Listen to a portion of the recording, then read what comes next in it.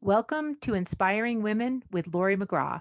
I am your host, Laurie McGraw. I have spent the past 30 years in leadership, and over the years, I've come to learn one thing: women need women, and not just any women, but inspiring women.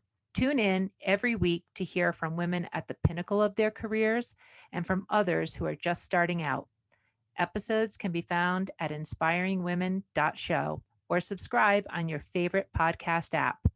Thanks for listening, and I hope you will be inspired.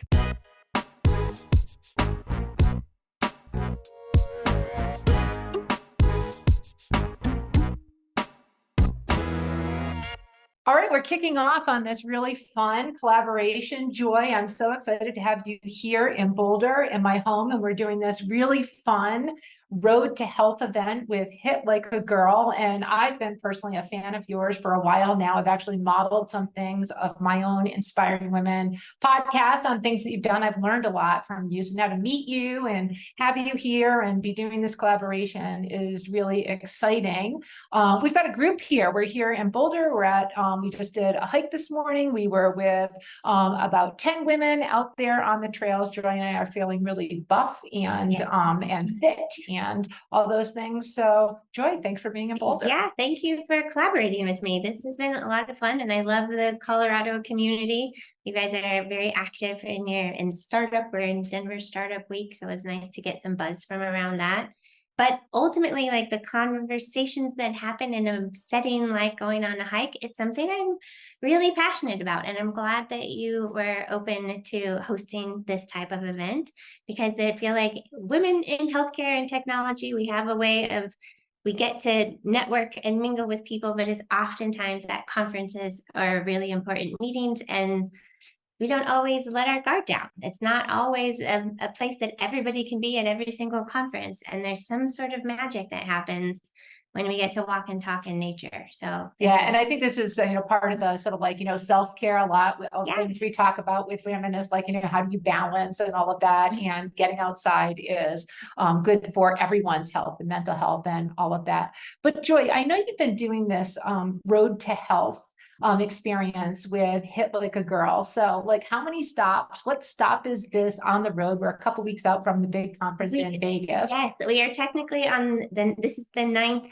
out of 10 stops. So I have spent several weeks on the East Coast. We started in Charlotte, DC, New York, Boston. I then took the train across country for a break, but it was not really a break. It was just extended time to get from one side to the other. Portland, San Francisco, Denver, Chicago, and then off to health. You told me that you are 9 days away from seeing your own bedroom again.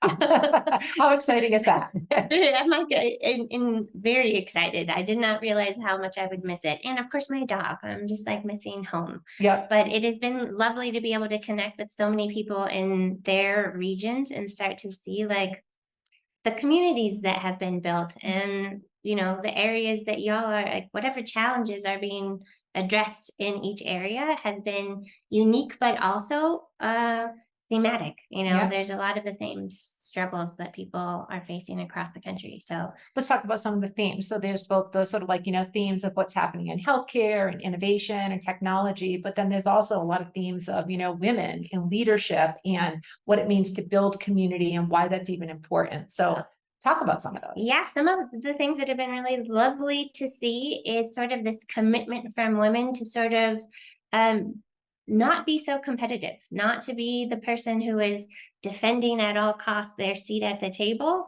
but instead opening, and inviting others to join them at that table. Whether it's we're all breaking down whatever glass ceiling or climbing up the rung that's perhaps broken, but really being intentional about taking the person coming up behind you and helping them along the way. I feel like there's a conversation around leadership, which is very much in line with making and helping opportunities for others. It's not necessarily that's the whole idea of being a leader, doing something that might not have been done before. So is, by its own nature, a little bit scary. Yeah. But then knowing that you're making it easier for somebody coming in behind you. But how does that work? So I've had, a number of conversations, as you know, with lots of women, at various points of the leadership spectrum. One of the surprising things that's still out there is not all women are really eager to help out other women. It actually is still a thing. Yeah. It's not a thing all the time. It's not a thing everywhere. It's not, this massive problem, but sometimes it exists. So like, why, when it's so hard for women to advance in leadership, how do you do that, but not still sort of like, sacrifice the seat that you actually want to get? What are you hearing? I think that there's a mindset shift that has to take place, which is a matter of like knowing that there's power in a pack, that we are stronger together than we are as individuals, and knowing that we don't all have the same strength. You are probably going to be really good at something that I'm not good at, and perhaps together, we can take on a challenge that we wouldn't have been able to take on alone. What about you guys? Have you seen that sort of like power of the pack?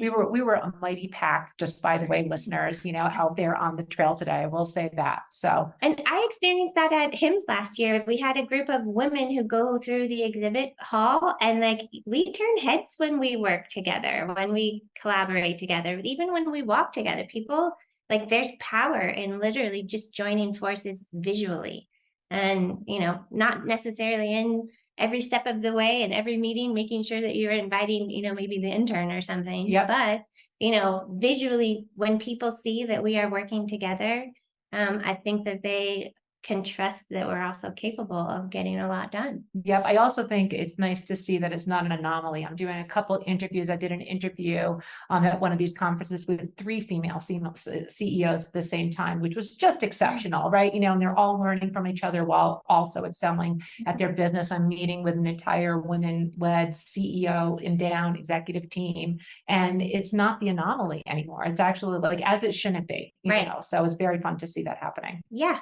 Tell me more. Who do you get to work with, and who gets to be the inspiring leaders that you get to talk to? So many of them. So, most recently, I actually spoke with Congresswoman Representative Diana DeGette. She is a 20+ year veteran and in Congress, representing Colorado. That was an exceptional experience for me, and she has been at the forefront of women's rights. And now that we're a year past the devastating Roe v. Wade overturn, which is impacting, despite what any personal views might be there for anyone, the devastation that has meant for women's health and health generally, and for families, is a lot to grapple with. And she just had so much energy still and passion, 20+ years in Congress, to tackle these issues. And I think we all every day know how difficult Congress is, and we're all reading the news. It's overwhelming, but I was inspired to, just as a longtime public servant, to hear how important the issues are for her today, just as they were when she started, 20 years ago. I've spoken with a number of women leaders in the space of health equity, and that for me has been one of the biggest opportunities I've had to learn over the past several years. I think that people who are in the health equity space, they're like, welcome to the party. Thank you for finally showing up. But, for me, I think the pandemic has taught all of us, about the incredible disparities in healthcare, the lack of access to so many. That has been a real eye opener for me. And so the opportunity to sort of see people who are really making a difference in it, how they're holding others accountable for that difference, has been just exciting. And that might include Dr. Patrice Harris, who was a previous president of the AMA, first African-American president, Dr. Aletha Maybank, who is a force out there in the health equity space, and a lot of others. So I love the idea of just empowering people, of like, one, shining light on work that amazing women are doing. That's part of my mission, and all be all. But then 2, inspiring others so that if they see it, then they know that they can be it too, and somehow activate something in them to want to do something and make a change, and know that whatever small act that you do matters. yeah, That we can actually have an impact, even when it's just in our backyard, yeah, or right out in our local community. And then sometimes that's the biggest impact that we can have. And if all of us felt more encouraged and to do something like that, then hopefully we would see bigger changes across the country. Yeah, well, I think, again, and this is backed up by, not just like what women leaders are saying, but it's backed up by a lot of studies that the more women in leadership, particularly in healthcare, where we all know that the decisions that are being made for care teams and for families are by far made by women, and that the workforce in healthcare is, I think we're, 67% female in terms of what's out there. Yet at the leadership table, the statistics are quite different. I talked to a lot of women about their leadership journeys, Okay. with an intention to, for others to hear what that means. And I think that, what I see, I mean, I'd love to know what you see, Joy, but I feel like every woman is a leader, or aspires to be a leader, but not all women, and actually a lot far fewer women really have a vision for what that might mean to them, depending on where they are in their career stage. I think, look, a conversation I've been having very recently, and it just keeps showing up, is how competent, smart, like capable most women that we know are. And what is kind of mind-boggling is the imposter syndrome that is so prevalent, where people just feel like, oh, am I enough? Can I do it? Do I trust in my own abilities? And I don't know that that's tied to that vision part, but I feel like on a whole, we have sort of been taught some either implicitly or explicitly that, like, I don't know, we're not meant to be leaders. And I feel like, well, there's a lot of us that are leaders in our nature. It's in our nature to do it. And we should trust that we are capable and confident and able. And when I think about a lot of men in leadership, and not to like paint with a too wide of a brush, but there are plenty of mediocre folks out there that are doing, things with big titles and earning a lot of money. I don't see why women shouldn't be able to play the same game. Yeah, absolutely. And it just, I mean, to back you up with, some of the studies, sort of the infamous Harvard Business Review article that, men will apply for promotions or jobs, if they meet 6 out of the 10 requirements. Women will take that step when they meet 10 out of 10. Right. Which, I mean, just let that sink in a little bit and realize, what does it mean? And then, one of the things that I found, I speak with lots of women, mentor them, and that's fun. But women have a hard time, I have found, and actually maybe most people, but women in particular, talking about what they do, what they're responsible for, and painting it with the level of accomplishment that I might be able to see in them. So, one of my sort of like secret skills is being able to be a mirror for someone and just say like, okay, here's who you are, and this is how I see you, and like, practice an introduction for them. And so we sort of do that together as sort of a fun exercise, and people are like, oh, am I really all those things? Like, so much more. 2 things come up for me. One is making sure that we stop and celebrate our wins. I feel like a lot of times we're stuck on like thinking about the challenge or the next big thing, and constantly like, what is it that we're going to overcome, and how can I solve for that? But really taking a moment to stop and just be like, holy cow, look what I've done. And whether it's a degree or getting a big job or helping your neighbor, whatever it is, like, I feel like that internally changes our minds a little bit to be able to see. And then my other trick is pop it into ChatGPT and see how they would describe you, right? If maybe have somebody type in how they would describe themselves, and then if they don't have somebody like you to be a mirror, prompt the What's AI. the prompt? Give us the secret prompt. Yeah. What do we type in? It would be act as my mentor and give me a pep talk. I've done that. Give me a pep talk of like, I'm having a hard time seeing myself in a certain way. This is what's going on for me. Or I am trying to reply to this email that I have a negative thought about, and literally say, act as my coach right now and inspire me to change my mind about this thing. It's right there at our fingertips. That is an excellent.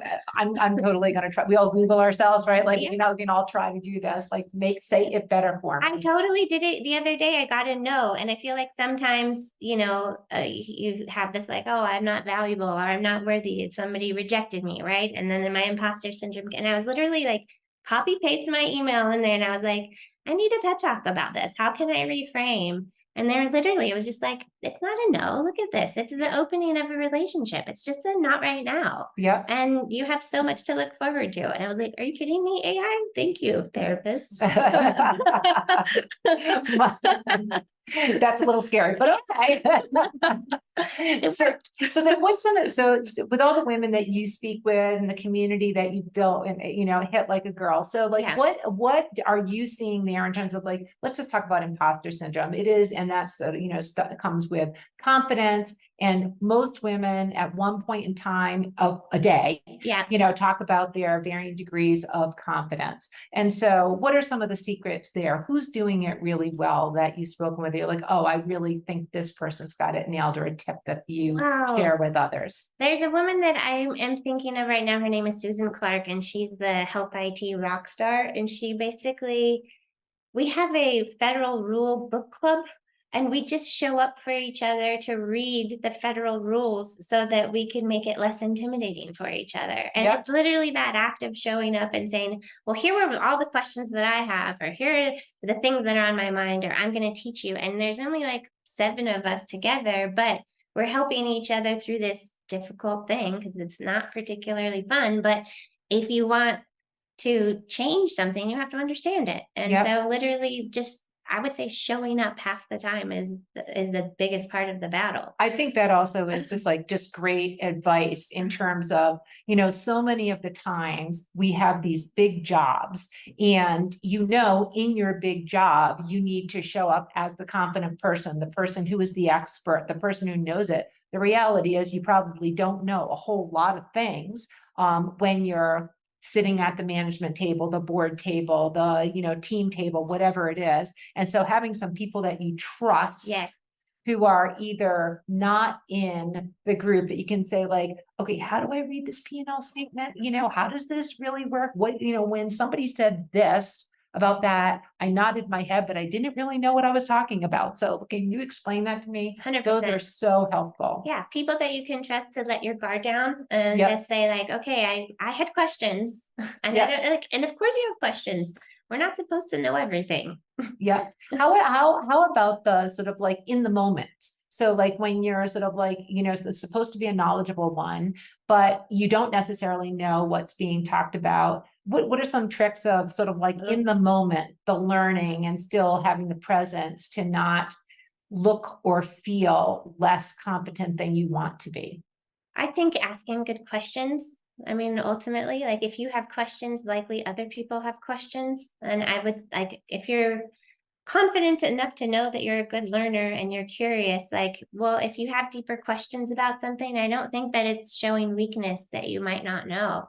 It might actually be showing strength. Like, I'm thinking about this really deeply and there's something that's not clicking. Yep. So help me understand. I have to say, like the number of times that has actually happened to me is a lot. I'll be in the audience of a conference or something like that. I remember just like wanting to express that I have a question, wanting to participate, but feeling too shy. And one of the ones that was sort of like the defining moment for me is I had this question, I was not asking it and just being more of a wallflower. And then Senator Bill Frist, who was sitting right next to me, he asked the very question that I was thinking about. I was like, oh, I missed my opportunity to sound, like I knew what I was talking about. Because ultimately you're thinking about something in a way, and that could be the thing that either helps them get farther, right? And if they haven't answered a particular problem and whatever solution they're trying to create, you would assume like, hey, you have to think about things from all angles. And that's one of those conversations around diversity of thought, diversity of experience, diversity of like life circumstance. It's really important when we come up to leadership and making decisions that are going to affect a lot of people. That diversity is something we need to be welcoming more so than not. And we shouldn't all be thinking the same. Otherwise, we're not going to be solving for health equity. I think those things are true, but I also think that, sometimes we're preaching to the choir, and when we're saying those things, some of the things that I've learned of late, again, going back to some of the studies, but in the workforce is very disruptive in company. It has been disruptive. We've got the work from home, not working from home. And some of the skills that are most needed for high performing companies right now include things like empathetic leadership, inclusive leadership.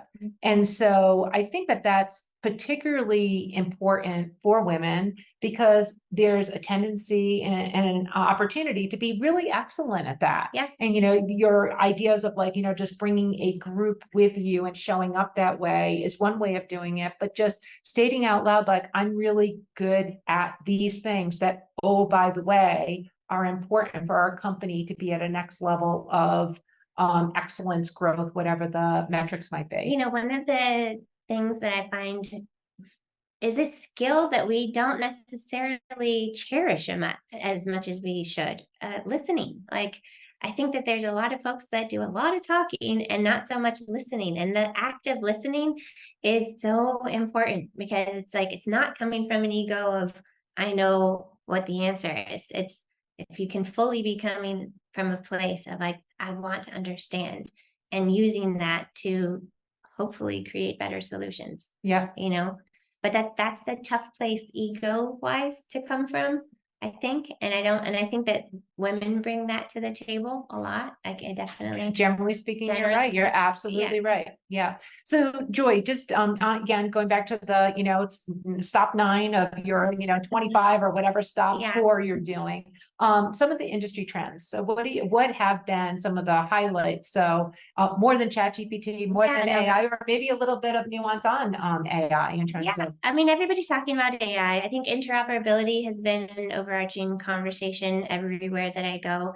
Mental health and honestly, like houselessness, like the different cities and ways that they are dealing with those populations. I feel like that's where our work is right now. We have a lot. There's a huge divide between people that have and people who don't. And I think we're getting to a place that potentially our infrastructure could be at a breaking point if we don't address things soon in a way that is really meaningful. And so it's been interesting to go around the country and see that, oh, this isn't just a problem in San Diego or just a problem in New York City or whatever. It's kind of all over the place. And honestly, I don't know how, like, it's not the kind of problem that we can just throw money at and it will resolve itself. They're complicated. Right. And they're also related to people's health. Yeah. 100%. I mean, there's no question about that. Yeah. And seeing how the relation between like the cost of housing is, like, and what's just going on with the economy, it's all related, right?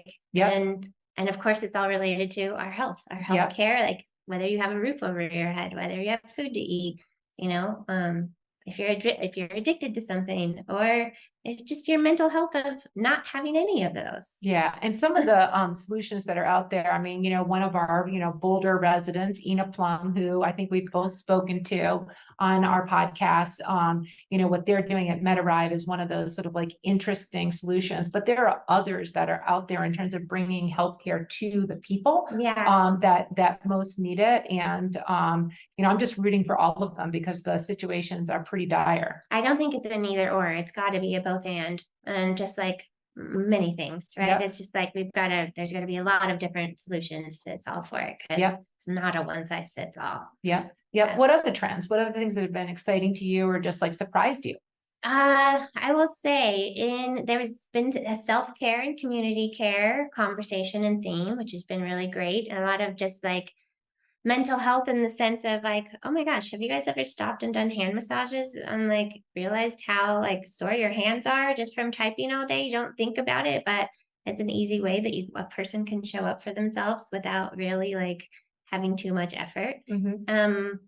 In Boston, man, we walked around Walden Pond and that was like, Thoreau's place where he was very inspired, and it was lovely to have patients there. So like having patient Dave and folks who just talk about patient advocacy and thinking about like, okay, how do we get as much education and information to the people who need it most and in the right context, and how difficult that can actually be. So not even just thinking about like patient experience, but just literally like of all of the different conditions a person could have, how are they going to get to know what is the most important right here, right now, whenever that they need it? And that could be different for each individual and just kind of.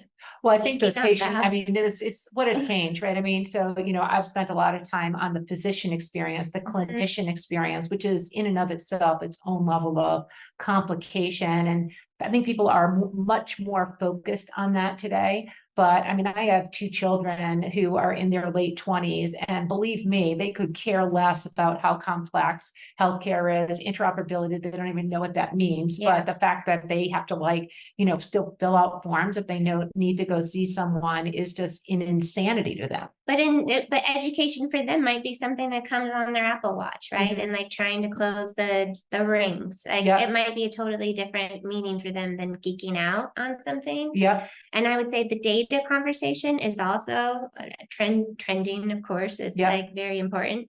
But health data utility. And there was a gentleman, Dr. Tom Evans, in the Civitas conference that he just said something that stuck out with me. He's like, there's so many different stakeholders that need and are using the data for different reasons, from providers to payers to, public health agencies and community and patients themselves. And it's just like, we all kind of have to get over ourselves for a little bit and think about and like come to the table to work together for the greater good. Yep. Of like, what's the Venn diagram where we're all, getting something out of the use of this data. Yep. And it's so much easier said than done. It's so much easier said. And, so you speak with so many people. I do as well. And, in terms of their companies, their focus, what's going on. And what I'm trying to push people on a little bit more now, because everyone's idea and innovation, it really does sound exceptional to me. At the same time, outcomes are not necessarily improving. We're about to see in the next 5 years, $7 trillion. I mean, I remember when we crossed $3 trillion in terms of healthcare spend, and that was crazy, but we're at 7 trillion. I just got a Social Security statement, and it was so interesting. And so just a random, oh, by the way, and it said very clearly on the statement to me, your Social Security payments will be safe until 2034. And then after that, all bets are off. And I was just like, oh, isn't that interesting? So my point only is just like, are we, with all of these innovations, I'm trying to push people on, are we really bending the cost curve? Right. Are we materially going to be able to improve outcomes? And I do feel like with all of this wonderful funding and excitement, we really all need to push ourselves very hard to ensure that we're touching on those things in a pretty substantial way. Yeah. Otherwise, we're just sort of like, part of the churn. And so I don't know what your thoughts there. My thoughts on that have to do when I think about training. And so AR and VR, augmented reality and virtual reality, and not in the. I know what those are. Not in playing games or whatever, but actually I feel like we need to get into more of training and education that needs to go, because I was at this conference where they're like, listen, anytime we're doing one-to-one conversations, it's actually a waste of resources. We need to be focused on one-to-many because there's such a need out there. And how do we get the pertinent information to as many people who need it, when we can't get everybody in the same room at the same time and hold their attention for what needs to happen. But like thinking on that scale of just like, okay, how do we have a one-to-many conversation in the places that it matters for the topics that matters? And my wheels are still turning on that, because it's like, oh, just get into VR real quick and start. So that's exciting. I'm actually thinking the opposite way. I'm getting really excited about solutions that are becoming super, super personalized down to the individual that can participate in a care in a way that works for them. And those are two sides of an important spectrum, But I would argue that they're not, actually, that even if you're getting to the precision point, you're basically solving for so many. That's where AI's got to be coming in, right? It's not like a human is doing all of that. So there has to be an algorithm that's thoughtful enough to be thinking about everybody as an individual and being able to respond in such a way. Like, that's technology at its best. I think that we should be absolutely like I'm on board. Yes. Yes, well, and there's a long way to go. And I can say this from my example with FedEx yesterday, where I wanted to wring the neck of that chatbot that I was talking to, which was, is this answer helpful to you? No, it No. literally is so not helpful. I want to, be really clear about your uselessness. But anyway, but that's FedEx. And so there's no FedEx help to my knowledge just yet. Well, Joy, I think we should sort of wrap up on our road to health, Boulder stop. Where's your next stop? I'm flying to Chicago this afternoon. All right. Yeah. All so right. And what are you doing there? It will be the Women in Medicine Summit for the next couple of days. And then we have our last 2 events. So it'll be a dinner and then not a hike, just a meetup. Yep. Yeah. Not a hike. Not a hike. Not a hike. But it was awesome hike today. Well, Joy, I just want to say, thank you for making this a stop on the road to health with all that you have done. And again, I'm a fan of yours. You are inspiring to me. I know this is not only about inspiring women, but really the community that you've built, really focused on women in the healthcare profession. You've been a huge supporter and a loud and important voice in the area. So thanks very much for making this one of the stops. The honor is mine. Thank you very much, Laurie. This has been great. All right. This has been an episode of Inspiring Women with Laurie McGraw. Please subscribe, rate, and review. We are produced by Kate Cruz at Executive Podcast Solutions. More episodes can be found on inspiringwomen.show. I am Laurie McGraw, and thank you for listening.